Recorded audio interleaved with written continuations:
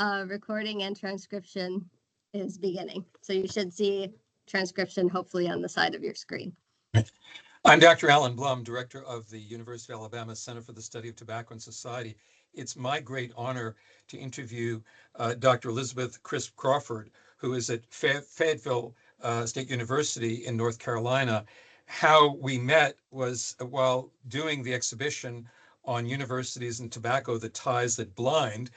The history section led me to her book, Tobacco Goes to College, Cigarette Advertising in Student Media, 1920 to 1980, which is the most comprehensive and doubtless the only real deep dive into a very important area of the way in which cigarette companies and other tobacco companies targeted the college market, which was perhaps the fastest growing market for cigarette consumption in the 1920s, 30s, 40s, and 50s and 60s. With that in mind, I've read the book and just can't stop raving about it.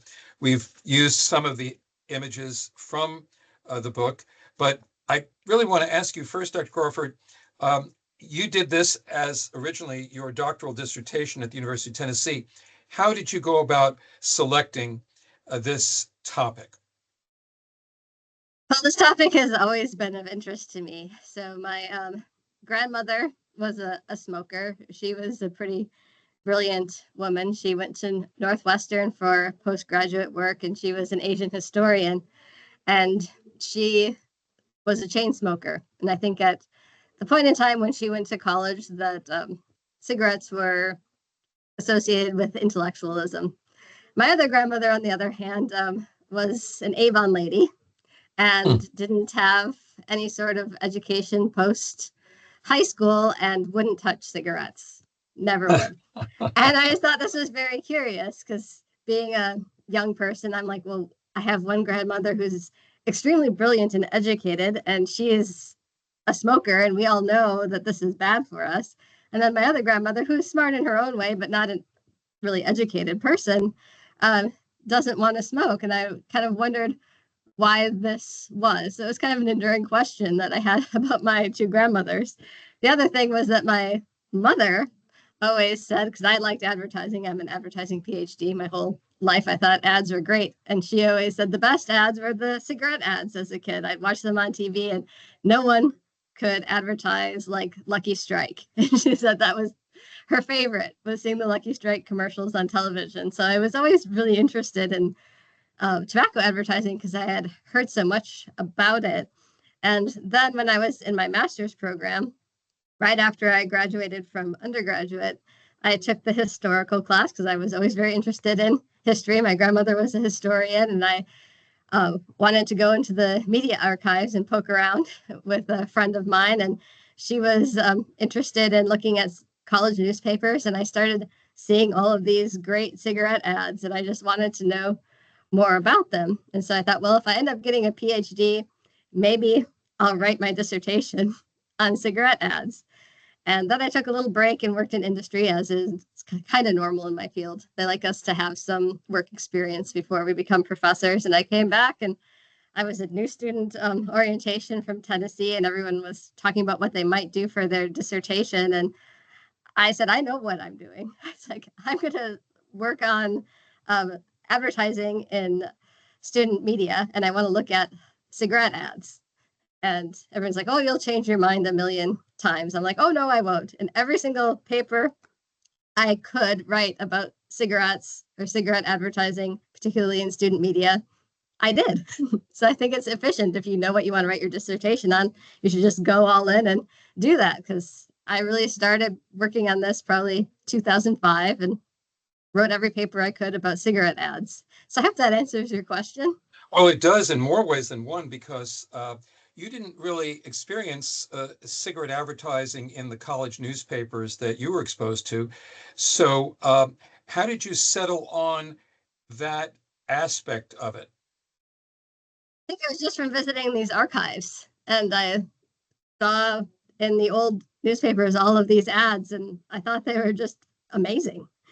And so I never saw them as a student, but I saw them as a graduate student doing historical research. And I just think that newspapers are a treasure trove of information for anyone who's interested in history. And these ads, if you're looking at student newspapers, there's no other product, in my opinion, that is advertised as much. So it just seemed kind of like this obvious choice.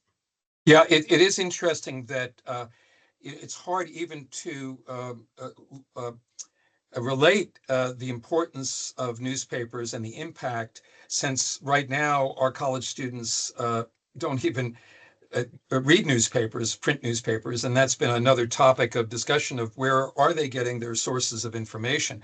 But the interesting thing about cigarette smoking is that it's not as old as people think. It wasn't popularized until really after World War I, when the Red Cross and medical societies sent free cigarettes to the boys overseas, and they switched from their cigars of their fathers to the easy to carry around cigarettes that wound up inhaling and causing them lung cancer. But you could argue that the rise of the cigarette also parallels the rise of the college newspaper and the enormous impact on their revenue as they try to have uh, keep going as newspapers. I'm told that upwards of 50% of the revenue of college newspapers in the peak years of college newspapers were attributable to cigarette advertising.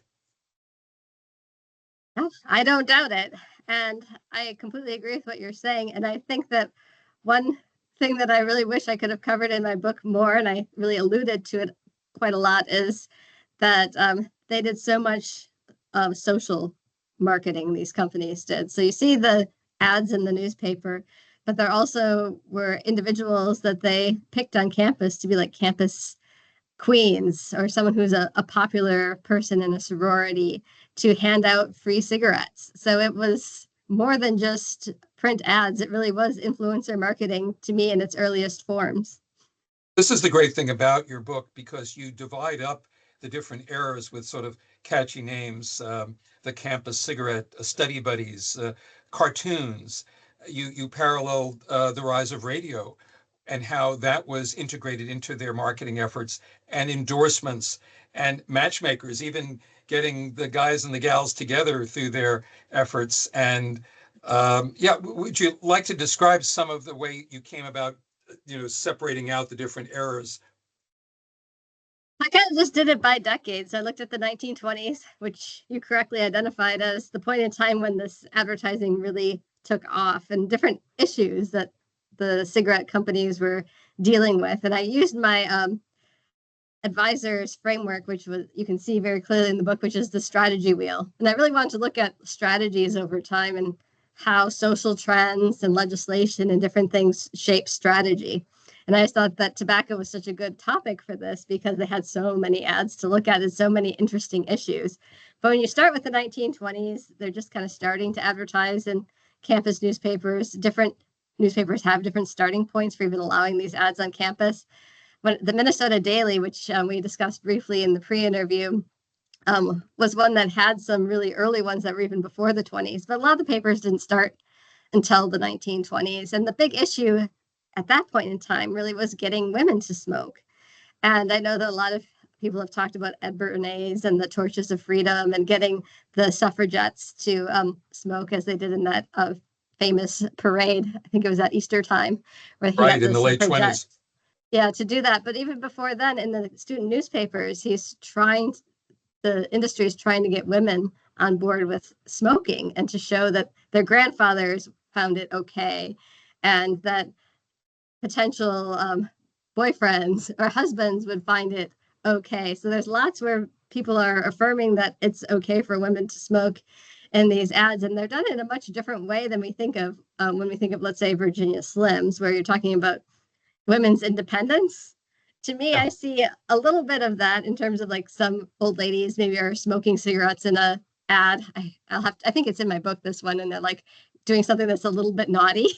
And they're kind of like, oh, look at us, old ladies smoke. We're being, really, really naughty here. But a lot of it just really has to do with here's a wholesome girl. Her boyfriend thinks it's okay. Her teacher thinks it's okay. Her dad or grandfather thinks it's okay. And she's not really rocking the boat as you would see in a Virginia Slims ad. So And I think this was important because a lot of people who were hiring women at this point in time were schools, and they didn't really want their headmistress or their teachers to be smokers. So a lot of it even had to do with that. And that's also covered in the book. If you look at it, that it had to do with, if I get a college education and I become a teacher, can I still get hired if I'm a smoker? That was a big So issue in the 20s. it's amazing. I just came across an item in one of the tobacco industry trade newspapers that the cadets at West Point could now offer cigarettes to their dates. Um, and it has a lot there because the cadets were not allowed to smoke. And so, but they were allowed at social occasions to offer a cigarette to the young ladies that they were welcoming to campus, which raises other issues about the growing popularity of cigarettes among women. I think too, you brought out, well, also the very risque advertising that was, it's like pre-code movies. These are pretty overtly trying to talk about how sexy smoking was. I think if you flash forward to the late 50s and 60s, maybe the most egregious example was the Girl Watchers ad for, was it Pell Mell? Uh, Mhm. I mean, that's uh, you got to wonder even then whether the women would have marched to against the newspaper for publishing that kind of an ad. But it certainly was a pretty sexist era for the most part of when cigarettes were advertised in newspapers, in college newspapers. That was somewhat surprising to me, especially seeing the history of the suffragettes, which is something that I could kind of see my grandmother being part of and women's liberation. And even thinking of Virginia Slims, seeing some of these ads that really were kind of derogatory was a bit of a surprise for me because that's not really how I thought of cigarettes as being positioned. But I think that when you look at the ads, when I see as being kind of the two golden eras is really the 1930s, where you see a lot of old Hollywood and cigarettes really flowering in the campus newspapers in terms of their creative strategy and their appeal and their sophistication. Then we have the 40s, where I feel like the emphasis went to the war front for a while. So there still were some ads, but they were very patriotic. And I don't think that's really where the industry was putting as much of its effort as it had before. There's still a presence, but it wasn't the same as it had been in the 30s. And then it kind of resurges in the 1950s, particularly with the tar derby, where you see the filter wars and all this stuff coming into play, where we almost have like two different kinds of cigarettes competing against each other, which really, if anyone was the winner there, it was the people who were selling the media, right? Because they could sell twice as much. I think you pointed out that was it the late 50s was the peak when they were putting more cigarette advertising into the campus press than ever before. Yes, the 50s were the heyday, and there were many brands and many strategies and many contests, and that was really when it was at the top. And then, as you correctly pointed out, kind of at the end, a lot of those ads were sort of national in the early 60s.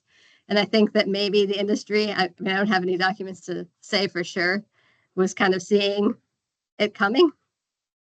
But So you did find a gem in your research that you've shared with me, and that is even though what with the Surgeon General's report about to come out, you pointed out that the cigarette advertisers pretty much bowed out about 6 months earlier in 1963. But you came across a letter many, many years later from a national education advertising services company that was in effect the agency for placing or it was from the campus newspapers themselves, uh, saying, "Hey, how about coming up with more advertising?" yes, so I think you can see my screen right here, but this letter dates June 24th, 1975, and it is the National Education Advertising Services, and they are begging for the ads back because it is a challenge. And I know this from working with student media to sell advertising in student newspapers. And the tobacco industry was a great advertiser and they spent lots of money. So they're like, why don't you come back? Our audience is over 18, they're legal age for smoking. why don't you bring these ads back? But as I was mentioning to you previously, that traditionally the advertising industry is very cautious. They don't like bad press. And they were really not wanting to have, I think, this campaign come out into the public when the public was starting to recognize the harms of smoking and had read the Surgeon General's report. I think they didn't think it was really a good look anymore, so they wouldn't go back. But I thought it was interesting when I found that letter that it's like, here they are begging for the ads back. It really suggests, honestly, that the allies of the industry are in many ways worse, very much like the Vichy government in France outdid the Nazis. It's really hard to imagine how powerful and how lucrative the cigarette advertising represented. Stepping back a bit, you've pointed out that when television sports was just coming in the 1950s, that this enabled the tobacco industry to use not just the college newspapers, but also college football games and halftime events. Just could you describe a few of those that you've found? I think one thing that was really interesting, if you look at the book, you'll see that Bobby Kennedy really was the person who got cigarettes off of TV. But it was because he observed all of these events that the tobacco industry would promote. And some of them were during halftime shows. They were advertising in the programs on television. But they really were very present in college sports. And not only were they getting college students, but they were getting everyone who watches college sports, which could be lots of children. There could be children in the stands. There could be children watching at home. And that's kind of what Bobby Kennedy said. And he was like, I see all of these children who are being exposed to all of these ads for a product that now we know for 100% sure is harmful, and this needs to stop. So that was, I think that really college sports is what did in the television advertising for sure. If you read those parts of my book where I talk about Bobby Kennedy's work against tobacco advertising during college football games. But yes, they even had contests, which I thought was incredible, between universities to see who smoked more. So they would have, let's say, the University of Kentucky versus the University of Tennessee, and ask the students to bring in cartons and see who could win prizes. So it was really incredible. Bringing the most number of empty cartons. Yeah, yes. There were quite a few people in the 60s, including Kennedy, but Senator Maureen Neuberger was really the leader in the Senate in calling out the tobacco industry.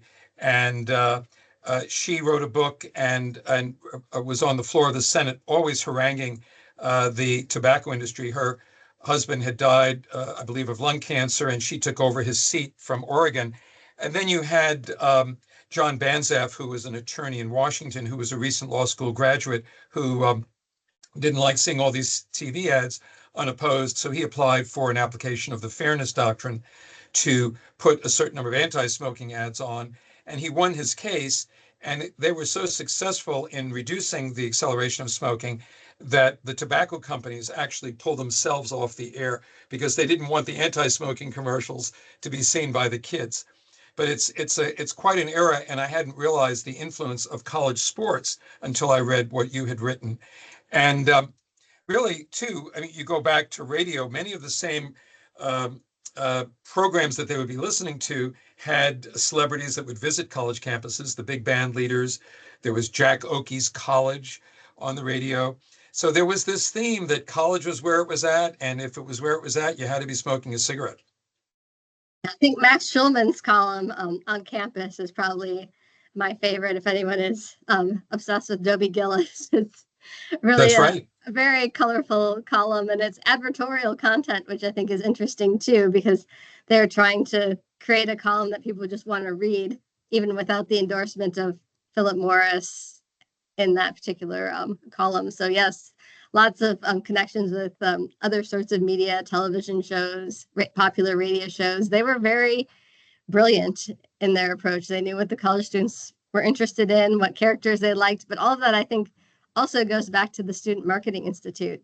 So one thing that was interesting about the land-grant universities, and you can see this in the book as well, is that they would fund kind of marketers who were students to better understand their own audience so they could create native advertising. And I think that they're way ahead of the curve, because now we do this all the time where we try to get consumers to advertise to themselves. They were doing this in the 1950s. So they Wow. really were on the pulse of popular culture and kind of the early kind of teenagery sort of movement that was going on. As a result of your book, I pulled up some of those documents, and we're including one of the Lucky Strike sales reports, and they would divide up the demographics into white college students and then Negro students. That's the words they used at Negro colleges. They had so many. They were studying every single angle of this issue and the minute demographics that they were each trying to reach. I see that a lot with like the menthols in the book, even where we talk about how the black market, as they called it at that time, had preferences for menthol cigarettes and what sorts of contexts they would be in when they would smoke them. And they really were more aware of culture than almost any other industry could have been. It's really incredible. They did amazing work. Well, it's a super book that you've done. I have, with full citation, used a few of the ads that you also used because I'd never seen anything like them. The many ads that we have that I've done, we did an exhibition a few years ago on sports and tobacco and had a lot of college football programs. But the ones that you selected are absolutely extraordinary. And, I love Not a Cough and a Campus Full. There's one that would take about 10 minutes to read. It's so detailed. It's a Philip Morris ad, Campus Capers, Laugh and Learn. And Johnny helps Bill graduate to optimum organoleptic gratification. And it's a kind of a vocabulary lesson called Build Your Vocabulary. They really didn't miss a trick. But as we close, I just really wanted to not only commend you on your scholarship, but ask you, how in the world did you devote that kind of time? You looked at, since you were at Tennessee, you looked obviously at the Orange and White, which is their newspaper, but you made your way to other archives at the University of Minnesota, Indiana. I've cited your work from the University of Buffalo. You probably seem to have consulted quite a few campus archives. I started working on this immediately when I started my PhD program. So the minute I was accepted as a PhD student, I devoted every assignment, every paper that I could to this topic because it took a huge amount of time. So I didn't write this in the normal 1 year that it would take to write a dissertation. I started it right away and wrote it over many, many years. In fact, sometimes I would sit in front of microfiche machines because that's where I got a lot of the ads off of until I felt kind of seasick because I'd seen so much like whiz by. I always say that there's probably not a person on earth who's been exposed to as many cigarette ads as I have. And yet I will tell you, I have never once smoked a cigarette. It was highly unsuccessful with me. Yeah. But I mean, well, here's the book, and it was a really an interesting thing to write. I'm so lucky that, fate handed me this topic. It was a great one. Your publisher is also terrific. It's it's McFarland and Company. Coincidentally, you've just moved to North Carolina, but it's Jefferson, North Carolina. It's just an extraordinary book, and it's really the first to document the college market and cigarettes. I think it's going to be a cornerstone of how we look at this issue. Very important, and I hope this exhibition will please you. And I think now you yourself will be a major part of this exhibition. Again, Dr. Crawford, thank you so much for taking time to have the Center for the Study of Tobacco and Society join you today for conversation. All right. Well, thank you very much as well. I appreciate the opportunity. Great. So I think it's pretty much as good as as recorded.